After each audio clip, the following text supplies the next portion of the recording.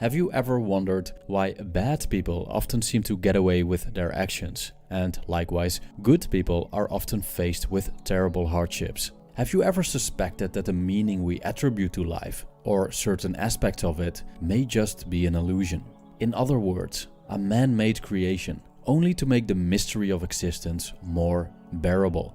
Is there a godly plan behind all of this? Is there an afterlife? And is our time here, in this world, just a preparation for it? Or could it be that life is utterly meaningless, that the universe is irrational and indifferent to us, and that humanity is nothing more than a cosmic joke? French-Algerian philosopher Albert Camus believed that life has no inherent meaning and is, therefore, absurd. In a way, this might be a reason for despair that can lead us to end our own lives.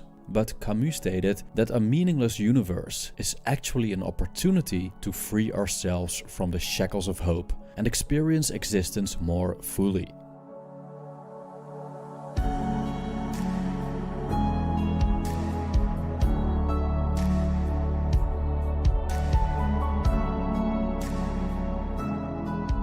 The Danish philosopher Kierkegaard longed for a purpose that he could live and die for. Also, he struggled with the fact that a great deal of existence cannot be rationally explained, and therefore we have to find something outside ourselves to hold on to, something that gives us clarity and guidance in the face of the unknown. He found that religion is the answer and that we should take a leap of faith by embracing this higher purpose as the ultimate meaning of life, even though there's no solid proof of its validity. Such an embrace may solve the problem and end our existential angst, but it comes with a price. Philosophical suicide is what Albert Camus called the solution of faith. Camus had quite a different approach to the uncertainty of existence. He acknowledged that reason has its limits, and that what goes beyond our understanding is indeed inscrutable. Moreover, he believed that life is meaningless, and that all forms of meaning that we give to it are nothing more than constructs of the human mind. There's no proof that the universe has a meaning that transcends it, and if it has, we simply don't know it as we speak. As he states in his philosophical essay, The Myth of Sisyphus, I don't know whether this world has a meaning that transcends it, but I know that I do not know that meaning and that it is impossible for me just now to know it. What can a meaning outside my condition mean to me? I can understand only in human terms." End quote.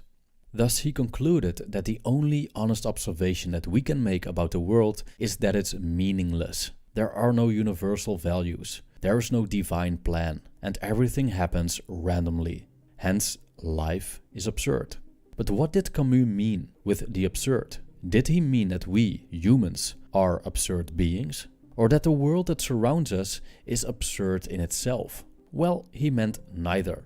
The predicament we face as humans is that we are rational beings with a strong desire to create order and clarity and give meaning to life, while we are part of an irrational and indifferent universe. The response of such a universe to the human cry for meaning is nothing more than silence. This confrontation is what Camus called the absurd. It's the fact that we keep trying to make something out of this universe, to understand the riddle, to give meaning to its ways. But as soon as we think we grasped it, it slides through our fingers like water.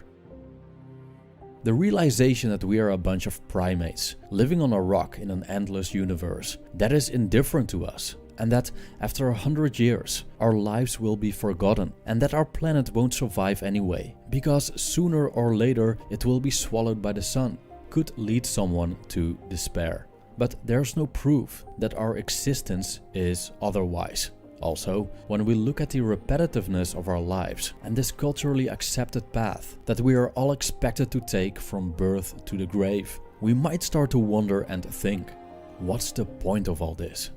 This is when one becomes aware of the absurdity of it all. As Camus stated, and I quote, "Rising, streetcar, 4 hours in the office or the factory, meal, streetcar, 4 hours of work, meal, sleep, and Monday, Tuesday, Wednesday, Thursday, Friday, and Saturday according to the same rhythm. This path is easily followed most of the time, but one day the why arises, and everything begins in that weariness, tinged with amazement." End quote. So why are we here? What's the point?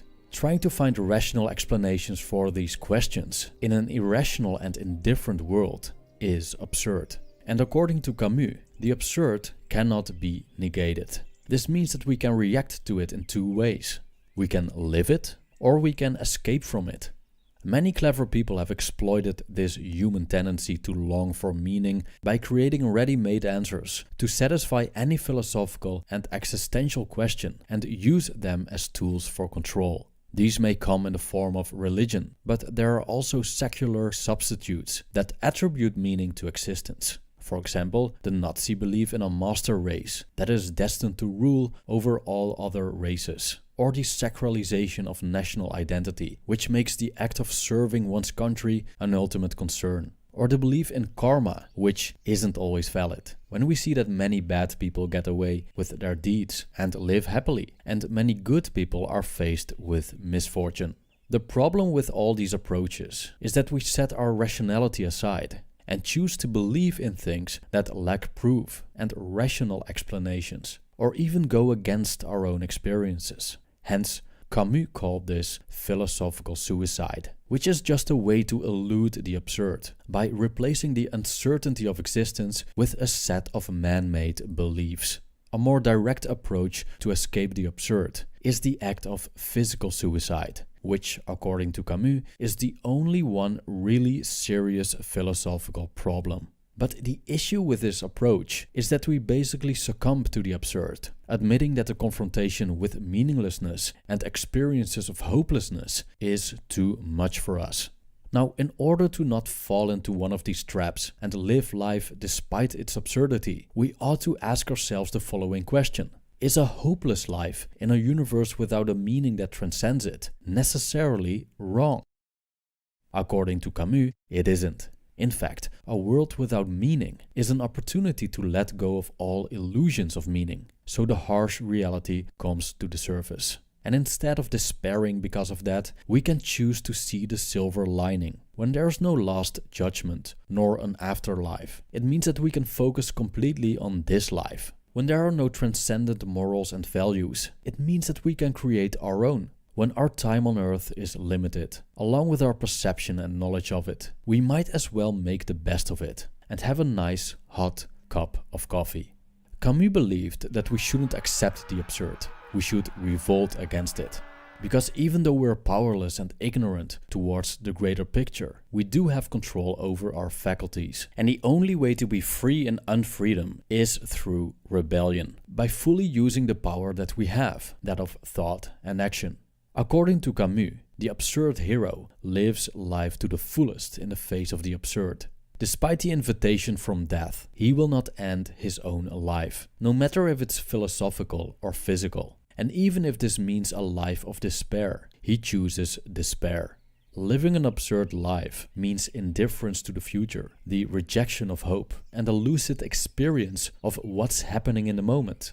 I quote, "Hence what he demands of himself is to live solely with what he knows, to accommodate himself to what is, and to bring in nothing that is not certain. He is told that nothing is, but this at least is a certainty, and it is with this that he is concerned. He wants to find out if it's possible to live without appeal."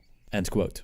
Living without appeal means living in the present moment, with the full awareness of the absurd, and not wanting anything more from a conceptual future. To imagine what it's like to live without appeal, Camus pointed to the Greek mythological figure Sisyphus, who was the founder and king of Ephyra, and also a quite deceitful person. He made a mistake to challenge the gods, and was punished for that, and condemned to push a rock uphill that rolled down every time it neared the top, and to repeat this process for eternity. Sisyphus' existence is so meaningless and hopeless that trying to give his repetitive action any meaning is totally absurd. And there's the key. Living without appeal means that it isn't necessary that our actions lead to something better in the future. The meaning lies in the act itself, which is sufficient to be content in a hopeless life. The gods based the punishment of Sisyphus on the idea that there's nothing more dreadful than endless and futile labor. but this simply depends on the position we take towards that. So what if we imagine Sisyphus happy? What if one finds joy in despair and refuses to bow for the misery that life throws at us? Because is there anything more rebellious than to actually find joy in what's supposed to be our punishment? Thank you for watching.